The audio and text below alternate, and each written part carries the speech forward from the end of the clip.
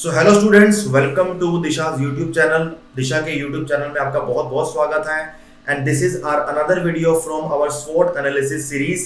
और आज की वीडियो में हम डिस्कस करेंगे बहुत ही इंपॉर्टेंट टॉपिक, एंड टॉपिक का नाम है quadrilateral security dialogue. In this video we are going to cover each and every aspect of Quad. We are going to discuss about its strength यानी कि एडवांटेजेस, वीकनेस यानी कि disadvantages, opportunities क्या क्या create होती है इंडिया के लिए स्क्वाड के आसपास, और क्या थ्रेट है, क्या प्रॉब्लम हमें देखने को मिल रही है या फिर आगे हमें देखने को मिल सकती है। तो आइए स्टार्ट करते हैं।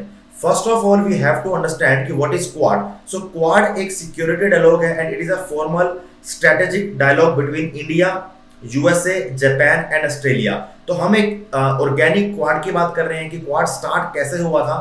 तो क्वाड एक 4 कंट्रीज का आप कह सकते हैं कि एक डायलॉग है, एक ऑर्गेनाइजेशन है, एक संघ है जो कि चारों एक अपने स्ट्रेटजीज को लेके बात करते हैं, स्ट्रेटजीज क्रिएट करते हैं।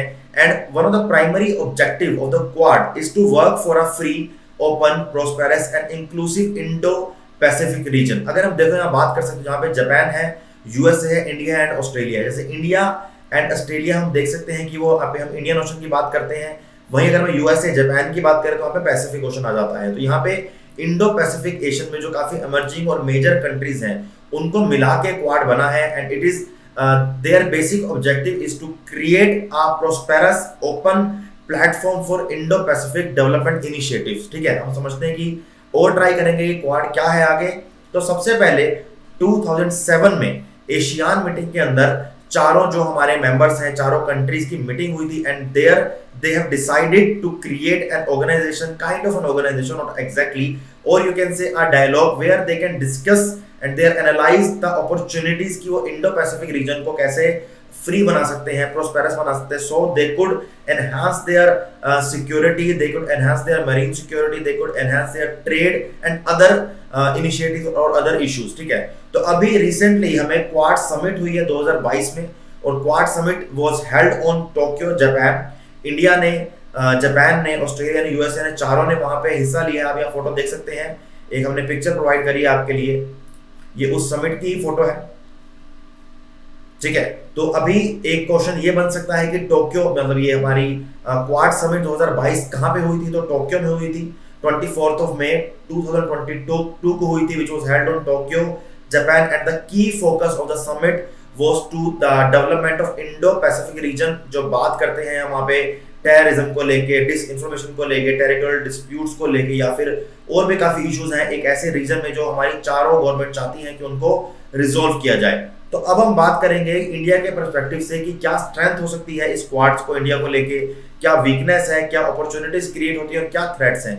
तो फर्स्ट हमें समझना होगा कि it is believed that forum strategically counters China economic and military rise। तो हमने काफी टाइम से हम चाइना के जो हमारा वन रोड बेल्ट इनिशिएटिव है उसके बारे में पढ़ते आ रहे हैं, सुनते आ रहे हैं कि चाइना चाहता है कि वो एक ऐसी रोड क्रिएट करे या फिर एक ऐसा इकोनॉमिक डोमिनेंस क्रिएट करे ऐसी कंट्रीज पे जो काफी वेल फाइनेंशियली वेल नहीं है या फिर डेवलपिंग कंट्रीज हैं, जिससे कि वो ओवरऑल इंडिया के आसपास की कंट्रीज पे, हमारे इंडियन ओशन में या पैसिफिक के अंदर या फिर गल्फ कंट्रीज, ऐसी कंट्रीज को वो इकोनॉमिकली इन्फ्लुएंस करना चाहता है। जैसे हमने श्रीलंका के अंदर भी क्राइसिस को देखा अभी, और हमने कुछ कंट्रीज के मिडिल ईस्ट में क्राइसिस को देखा है। हम पाकिस्तान को भी एक क्राइसिस में देख सकते हैं। अभी एक रिसेंट न्यूज थी that Pakistan is going to use China's currency in Pakistan. तो ये एक इकोनॉमिक कोलोनिज्म हम कह सकते हैं which is very very dangerous for any economy. तो यहाँ पे हम एक काउंटर कर सकती है इंडिया, जो चाइना की ये पॉलिसी है इकोनॉमी और मिलिट्री राइज है, जो कि इंडिया के लिए भी एक टाइम पे बड़ी प्रॉब्लम बन सकता है। अगर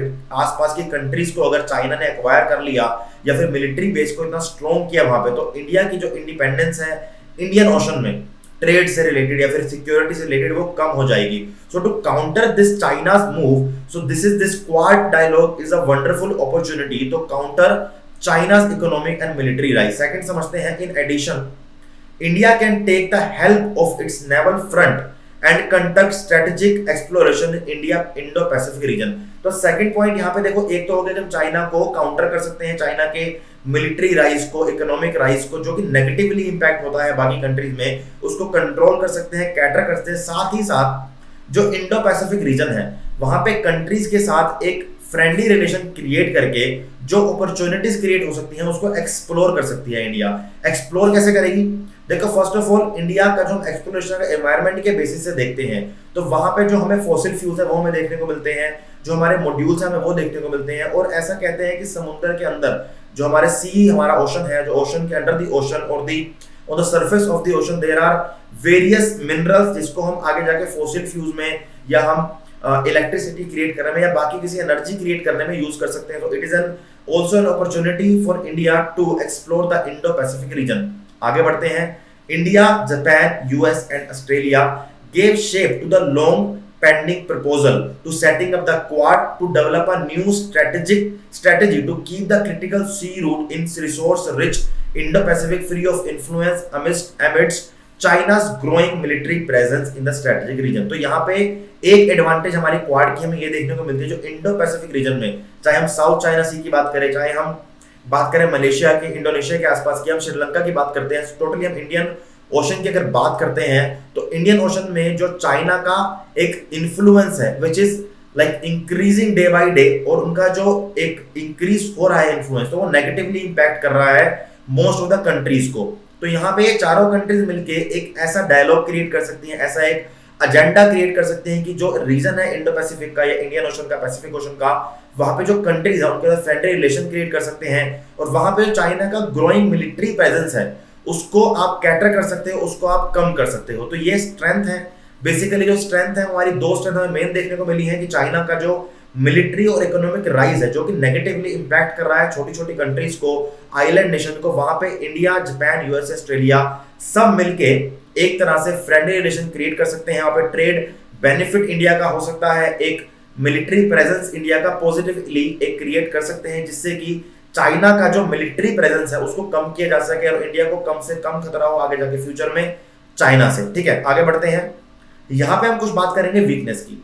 देखो एक वीकनेस तो ये है, हमने जो हमेशा क्वाड को पढ़ के हमने समझी है कि क्वाड का अभी तक कोई भी सिंगल एजेंडा नहीं है।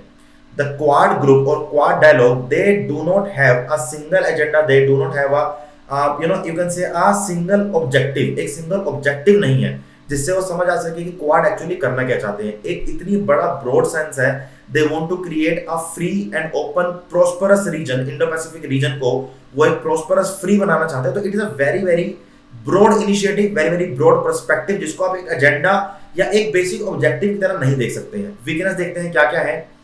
The Nations in the quad grouping have different aspirations, aims at balancing their own interest, therefore coherence in the vision of quad nation as a grouping is absent. As I have explained you, there is an absence of one objective, there is an absence of one agenda। साथ ही साथ जो बाकी हमारी countries है, चाहे वो Australia हो, चाहे वो यूएसए हो, चाहे वो जापान हो, चाहे वो इंडिया हो, उन सबके अपने अपने एक पर्सनल एजेंडाज हैं, पर्सनल मोटिव्स हैं। अगर हम वीकनेस की और बात करते हैं आगे, तो ऐसा एक्सपर्ट्स कहते हैं कि यूएसए एक बाकी चारों कंट्रीज में, यूएसए आज के टाइम में एक सुपर पावर है, जापान भी है, बट लेकिन जो यूएसए का एक लेवल है ट्रेड में, उनकी जो करेंसी डॉलर की जो वैल्यू है और जो डॉलर का इकोनॉमिक इन्फ्लुएंस है ऑल ओवर द वर्ल्ड, जो मिलिट्री प्रेजेंस है यूएसए का, जो मिलिट्री इन्फ्लुएंस है all over the world, which is very very strong if we compare it with the other three countries of Quad group. So we can say that it can be or US can use this objective, US can use this group or dialogue as the comeback of US। ऐसा बात करते हैं expert, बोलते हैं कि US इसको अपने influence को, डोमिनेंस को क्रिएट करने के लिए इंडो पैसिफिक रीजन पे यूज कर सकता है या फिर कर रहा है। देखो ऐसा एक वीकनेस की संभावना है, एक हमने बस ऐसा समझिए कि अनुमान लगाया है कि ऐसा हो सकता है, एक स्पेकुलेशंस है कि yes US can use this Quad group to increase its influence और dominance in the Indo Pacific region. I hope कि ऐसा ना हो और वी होप कि ऐसा ना हो, एक अच्छा ग्रुप बने स्मॉल नेशंस के लिए, ह्यूमैनिटी के लिए, जिससे कि ट्रेड इंक्रीज हो, एम्प्लॉयमेंट इंक्रीज हो इंडिया में और बाकी भी जो हमारे इंडो पैसिफिक की कंट्रीज हैं। आगे देखते हैं।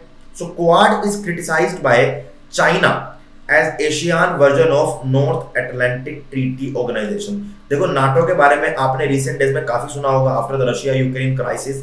तो चाइना ये बोलता है Quad is the another NATO और type of a NATO organisation in Asian region, in Asia और you can say Indo Pacific region भी अगर प्रिसाइजली अगर बोले तो चाइना ऐसा क्यों बोलता है कि 4 कंट्रीज मिल चुकी हैं, India, USA, Japan and Australia, उन्होंने ऐसा ग्रुप बना लिया है इंडो पैसिफिक रीजन में। चारों इमर्जिंग कंट्रीज हैं, इंडिया इमर्जिंग कंट्रीज है, बाकी सब तो इमर्जिंग और डेवलप कंट्रीज हैं।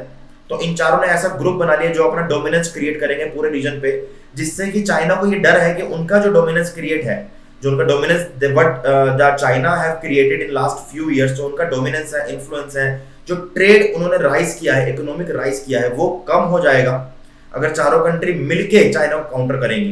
And it is not going to be very easy because China in the Asia, in Asia only, China की जो इकोनॉमिक राइज की जड़ें हैं, they are very very strong, they have very strong roots, they have the amazing and a wonderful, they have seen economic rise. जो उन्होंने economic rise देखा है कुछ टाइम पे, वो काफी ज्यादा बेहतरीन है, उसको कैटर करना इजी नहीं रहेगा। हम आगे देखते हैं कि अब इंडिया के लिए यहाँ पे एक अपॉर्चुनिटी क्रिएट क्या होती है, या फिर जो क्वाड ग्रुप के लिए एक अपॉर्चुनिटी क्रिएट क्या होती है। पहली अपॉर्चुनिटी हमने देखी है कि emerging as a net security provider, India can be emerge as a net security provider for the small nations or the island nation of Indo-Pacific region। यहाँ पे इंडिया बाकी 3 कंट्रीज के साथ मिलके, जो कि यूएसए, जापान और ऑस्ट्रेलिया है, एक अपना मिलिट्री प्रेजेंस क्रिएट कर सकता है छोटे छोटे आइलैंड नेशंस पे, छोटे छोटे हमारे इंडो पैसिफिक रीजन के नेशंस पे, जहां पे 2 चीजें होती हैं। फर्स्ट, जो चाइना से थ्रेट है वो नेशन को, वो कम हो जाएगा। सेकंड, जो इंडिया का इन्फ्लुएंस है इंडो पैसिफिक रीजन में, वो क्रिएट होगा, इंक्रीज होगा। तो यहाँ पे India is thinking about the win win situation. Why win win situation? Because it is beneficial for India, it is so obvious, but it is also beneficial for those nations who are under the threat of China।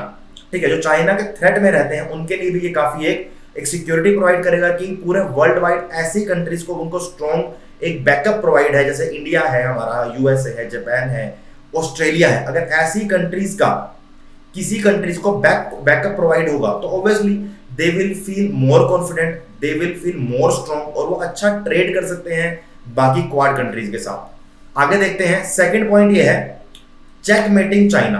यहाँ पे checkmating China को हमने पहले भी discuss किया है, हमारी opportunity की हमने डिस्कस कर रहे हैं, हमने अपने स्ट्रेंथ के अंदर भी सेम पॉइंट को कहीं ना कहीं डिस्कस किया है। तो ये इंडिया के लिए एक अपॉर्चुनिटी है कि चाइना ने जो अपना मिलिट्री राइज किया है, इकोनॉमिक राइज किया है इंडो पैसिफिक रीजन में, हम ये नहीं बोल रहे कि हम नेगेटिवली कुछ करना चाहते हैं, but it is an opportunity for India to strengthen its military cooperation with the other quad countries to counter and thereby deter future Chinese attempt to further alter the status quo and develop a credible capacity to do so। अगर आपने point ध्यान से सुना है तो इस point के अंदर इंडिया के पास एक ऐसी अपॉर्चुनिटी है जो वो इंडो पैसिफिक रीजन में अपने मिलिट्री बेस को इंक्रीज कर सकते हैं, लेकिन एक पॉजिटिव माइंडसेट से, एक पॉजिटिव एजेंडा से और पॉजिटिव ऑब्जेक्टिव से। हम ये नहीं चाहते हैं कि जो चाइना ने किया है बाकी कंट्रीज के साथ, कि उनको इकोनॉमिक इन्फ्लुएंस करके सिर्फ अपना मिलिट्री राइज किया है, उनको डरा के रखा है, थ्रेट क्रिएट किया है, इंडिया ये नहीं चाहती। इंडिया चाहती है कि वो एक अपना स्ट्रॉन्ग लेवल तो बनाए इंडो पैसिफिक रीजन में, साथ ही साथ वो बाकी कंट्रीज की हेल्प भी करें, चाहे वो फाइनेंशियली हो, चाहे वो इकोनॉमिकली हो, चाहे वो किसी मिलिट्री के वे में हो। तो यहाँ पे चेकमेट चाइना को किया जा सकता है। लास्ट पढ़ते हैं अपना cooperation. So yes, it is also an opportunity for all the Quad countries to create a cooperation, or they should cooperate to improve joint interoperability, intelligence, surveillance, reconnaissance capabilities, share logistics for power projection, and enhanced access to and joint development of defense technology। ये एक आप कह सकते हैं कि एक तरीके से एक प्लेटफॉर्म प्रोवाइड हो चुका है चारों कंट्रीज के लिए। चारों काफी एक इनोवेटिवली डेवलप्ड कंट्रीज हैं। इंडिया के अंदर भी इनोवेशन काफी देखने को मिला है, जो लास्ट कुछ साल में इसरो की, डीआरडीओ की जो उन्होंने इनोवेशन दिखाई है इंडिया के अंदर, विच is very very good and which is काफी सराहनीय है और काफी अच्छा उन्होंने काम किया है। तो यहाँ पे yes, the Quad countries can use this platform to improve their defence technology, to share their innovation, to share their technology and improve their capabilities in technological sphere. तो हर जगह पे कोऑपरेट करके यहाँ पे एक जॉइंट इंटरऑपरेबिलिटी क्रिएट कर सकते हैं, एक इंटेलिजेंस सर्विलेंस का जो अरेना है क्रिएट हो सकता है, बाकी चारों कंट्रीज मिलकर क्रिएट कर सकते हैं, जिससे कि इंडो पैसिफिक रीजन पीसफुल रहे, ट्रेड इजी हो। क्योंकि अगर यहाँ पे इंडो पैसिफिक रीजन में अगर इंडिया, जापान, यूएसए, ऑस्ट्रेलिया जो कि क्वाड कंट्रीज हैं, मेजर क्वाड कंट्रीज हैं, अगर वो ऐसा एक इंडो पैसिफिक रीजन अपना इन्फ्लुएंस क्रिएट करती है, तो चाइना के लिए ट्रेड करना डिफिकल्ट होगा। और अगर चाइना के लिए ट्रेड करना डिफिकल्ट होगा तो ऑब्वियसली चाइना अपनी जो उनकी स्ट्रॉन्ग रेडिकल पॉलिसीज है उनके अंदर कुछ इजीनेस लेके आएंगे जो बाकी कंट्री को काफी प्रॉफिट प्रोवाइड करेगा और ओवरऑल ह्यूमैनिटी के लिए काम करेगा। हम आगे बढ़ते हैं। लास्ट हमारा पॉइंट होता है SWOT एनालिसिस में विच इज थ्रेट। थ्रेट क्या है? थ्रेट यहाँ पे इंडिया को भी है, थ्रेट यहाँ पे कुछ क्वाड नेशंस को भी है, स्पेशली हमारे ऑस्ट्रेलिया को और जापान को। हम पहले इंडिया की बात करते हैं। तो India trade dependence on China. So India का जो इंपोर्ट है और जो इंडिया का जो एक्सपोर्ट है दोनों ही चाइना के साथ काफी बड़े मात्रा में होते हैं। अगर हम बात करते हैं यहाँ पे 2007 की फाइनेंशियल ईयर 2007 की, so the total import between India and China, if we compare the overall import of India and if we compare the percentage with the China, so the percentage is 9.4%। 2007 में थी, लेकिन अभी अगर मैं बात करता हूँ 2021 में, जो कि बढ़ के 16.6% हो चुकी है। मतलब जितना टोटल हम इंपोर्ट करते हैं ना वर्ल्ड वाइड, उसका 16% चाइना से आता है। तो यहाँ पे इंडिया का इंपोर्ट का डिपेंडेंस बहुत ज्यादा है, स्पेशली ऑन इलेक्ट्रॉनिक्स, सारे मोबाइल फोन, टीवी, फ्रिज, ये सब चाइना से इंपोर्ट होता है। But yes, India is trying to do their best. India is trying to convince the big organisation to set up their factories in India. जैसे अभी Tesla ने बोला कि हम चाइना के अंदर फैक्ट्री लगाएंगे और इंडिया के अंदर अपना प्रोडक्ट को सेल करेंगे। तो हमारे मिनिस्टर्स ने बोला कि भाई ठीक है, आप सेल कर लो, लेकिन हम उसके ऊपर 100% आपका एक्साइज ड्यूटी लगा देंगे, तो आपकी जो कार है वो डबल प्राइस हो, कोई खरीदेगा ही नहीं। तो उन्होंने बोला क्या सोल्यूशन है? तो इंडिया ने बोला इसका सोल्यूशन सिर्फ एक ही है। If you want to create a market in India, so you have to set up your factories in India only, then we will give you subsidies also. आपके प्रोडक्ट पे सब्सिडी प्रोवाइड करेंगे कि आपका product ज्यादा से ज्यादा बिके। तो ये ऐसे इनिशिएटिव्स हैं इंडिया के, जो इंडिया हर कंपनीज को, हर ऑर्गेनाइजेशंस को, चाहे वो एप्पल हो, चाहे वो हमारी वन प्लस कंपनी है, चाहे वो हमारी ओप्पो है या हमारी वीवो है, जितनी भी कंपनीज हैं, चाहे वो चाइना की क्यों ना हो, उनको इंडिया ये बोल रही है if you want to sell your product in India, if you want to expand your market in India, so you have to place your factories, your organizations or your production unit in India only, जिससे कि India का product बने, India में tax आए, India के अंदर employment create हो। Second point है हमारा यहाँ पे, second point, dependence of other quad Nations on China. हम बात करेंगे यहाँ पे स्पेशली जापान और ऑस्ट्रेलिया की। जापान और ऑस्ट्रेलिया का चाइना के ऊपर एक इकोनॉमिक काफी ज्यादा डिपेंडेंस है। तो अगर एक एग्रेसिवली इंडिया, जापान और ऑस्ट्रेलिया अपनी एक डोमेस्टिक प्रोडक्शन को इंक्रीज नहीं करते हैं और अगर उनका जो डिपेंडेंस है वो चाइना पे जब भी जितना अभी है उतना ही आगे जाके रहता है, तो जो पूरा क्वाड है वो फेल हो जाएगा। क्वाड को साथ साथ अगर हमने चाहती है कि क्वाड जो ग्रुप है, जो हमारी 4 कंट्रीज, अगर वो चाहते हैं कि क्वाड ग्रुप, जो क्वाड डायलॉग है, अगर वो सक्सेसफुल हो, तो उसके लिए उनको अपने डोमेस्टिक वे भी काम करना पड़ेगा, डोमेस्टिक प्रोडक्शन को इंक्रीज करना पड़ेगा। जो बड़ी बड़ी ऑर्गेनाइजेशन है उनको इन्वाइट करना पड़ेगा कि आप यहाँ पर आओ, यहाँ फैक्ट्री लगाओ, यहाँ प्रोडक्शन करो, या फिर अपने प्रोडक्शन को प्रमोट करना पड़ेगा, स्टार्टअप्स को प्रमोट करना पड़ेगा प्रोडक्शन करने के, जिससे कि चाइना पे जो डिपेंडेंस है, एक्सेप्ट द यूएसए, चाइना पे जो इंडिया का डिपेंडेंस है, जापान का डिपेंडेंस है, ऑस्ट्रेलिया का डिपेंडेंस है, वो कम हो जाए। तो आज की वीडियो हमारी यहीं खत्म होती है। Thank you so much. मैं हूं आपके फैकल्टी साहिल मदान। आप हमारे साथ इंस्टाग्राम पे, टेलीग्राम पे, फेसबुक के लिंक्डइन पे जुड़ सकते हैं। हमारे यूट्यूब चैनल को सब्सक्राइब कीजिए हमारी और वीडियोस देखने के लिए। Thank you so much.